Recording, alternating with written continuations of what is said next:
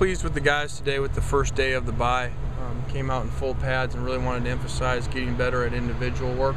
Spent a lot of time in position groups with individual, going back to basics, to fundamentals with our freshmen and our seniors. So we've got a lot of work to do. But really challenged the guys early this morning, to come out with a great focus. And you have two choices in a bye. You can sit around and take it easy and work on a few things and not put pads on and get healthy, or you can really get better and really work hard and just like that you would in a training camp. So I thought the guys did that today. We spent a lot of time with all of our players, from our frontline guys to some of our young guys that are redshirting. So it was really good for us to be able to slow down and do stuff against each other and not have to worry about an opponent right now. Anyone stand out today for you? I think off the bat, I thought that Max Wittek threw the ball great today. Really, some tight windows, made some great throws. Xavier made some more big plays down the field. Dylan Baxter had some good runs. So it was good to see some guys in there. Unfortunately, we threw George Farmer in there early at tailback, and kind of looked pretty special there for a little bit, and then got hurt, so couldn't go to rest of practice. Unfortunately, kind of bad luck there. Is this a week where Dylan Baxter do some things to kind of improve his position on the depth chart? Sure. That's up to Dylan, just like all our guys. Get an opportunity like he did today, to show that he wants to do things right and be consistent with them from A to Z within our offense. Has that been his problem to this point? Is that why he hasn't been playing? Yeah, I think just a combination of things. Some other guys playing well when they've gotten in there, and then just the consistency and the trust level that you have that guys are going to do everything right. It's not just about carrying the ball and making guys miss. It's all the protections and it's all the little things within it to make sure that your staff and your own player, including your quarterback, feel confidence in you. Coach, is the timing of the bye good after a track meet like that against Arizona? Yeah, it really is. It's coming at a great time for us, especially with our issues on defense as of late. We can spend some extra time focusing on some things like we did today. Spent all the 7-on-7 and team down in the red zone today to really work on that, and hopefully that we get Torrin and Lamar back. That's a lot of help for us there at two positions that we didn't play very well at. Where was that in? He's dealing with something with his family down in Louisiana. Coach Gilmore? Recruiting. Lane, how did you feel like Anthony Brown did in that first start? Well, I think that's a tough start for anybody. As a freshman to go in against one of the best pass offenses in the country. Not only a great quarterback, but big, physical, really good receivers. So I thought he did some things well for his first start in there, and he played a ton of plays. I think maybe he played 70 snaps. So he did some things well. Made a couple of big tackles there, then also missed some things, and didn't play exactly the cover two right there, and some hole shots got hit in there behind him. So all in all, it was up and down day. How valuable is that for him as a learning experience to get a start? Yeah, that's as hard as it's going to get as far as a team that you're going against, as far as big receivers and a very accurate quarterback. So you started with the best, so it was really good for him.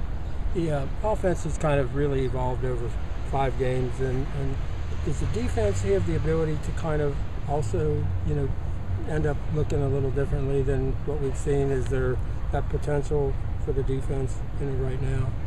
Yeah, I think we got to be careful that we're not overreacting to a game or two, and that's with all the sides, And I've got to be careful of it. You guys do whatever you want. That's up to you. But we do have a tendency, and obviously you guys do that. All of a sudden now we're this great offense. Well, a week ago, the stories are that we weren't any good, and that there's no way Barkley's a first-round pick anymore. So we've got to, we have to take it all in and say, okay, yeah, obviously that wasn't one of the better defenses that we're going to face. They've struggled in almost every game they've played, and so before we think that we've got everything solved on offense, we got to look at that. And that happened to us last year sometimes. We'd have up and down games, but you got to look at who you're playing too. And so we got a lot of work to do on defense and a lot of work to do on offense too.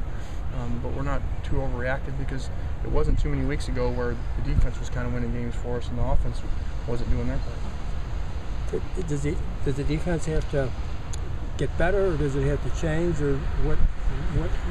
Yeah, Combination. It's always changing. We're always looking at things and changing game plans as we did going into that game with what we did. And I just obviously wish it would have kept working. The first 3 series, we go punt and 2 interceptions. That's as good as you can start, pretty much. So unfortunately, it didn't keep up that way. And so we're always changing. We always want to make sure that we're trying to put our players in the best position to win and succeed, and always trying to create competition. And fortunately, at a couple spots in that game, due to some injuries, we didn't have great competition there, and so hopefully we'll get those guys back. A year ago on this field, it was kind of reminds people of the bye week before Oregon, and you guys kind of upped the conditioning. And have you kept that up since then? It seems like the team's conditioning is at a different level since that, if you compare this year at that time to last year at that time. Well, I thought we were doing better, and it didn't show up very much, on defense in the fourth quarter the other day. I think we ended up playing actually 90 snaps. Some penalties come out of that, so officially it's not 90, but 90 snaps in there. And that was one of those games, because when you play, the difference now and a long time ago when we were here before, our numbers have to be different on reps.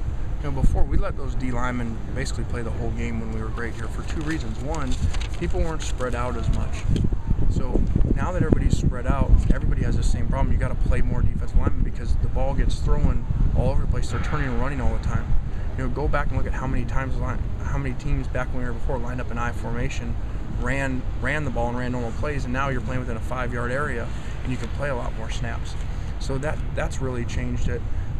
Number one, and then number 2, the way that game went, we're just going right back on the field there, and not getting a lot of 3 and outs, which is what we used to be great at here. So it's a combination why we have to be in shape and we have to try to play more players.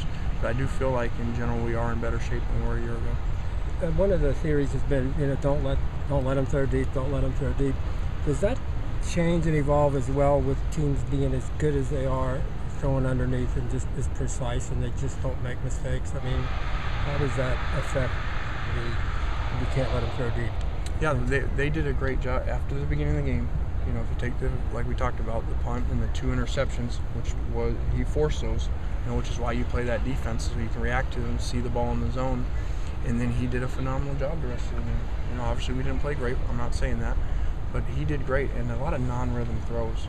I talked about Matt's performance, but almost all of Matt's plays were in rhythm, where he's taking his hitch, he's throwing the ball.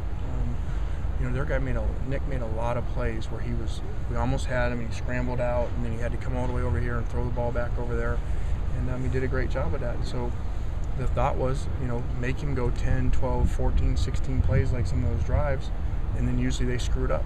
And unfortunately, we didn't make him screwed up, and he did a great job.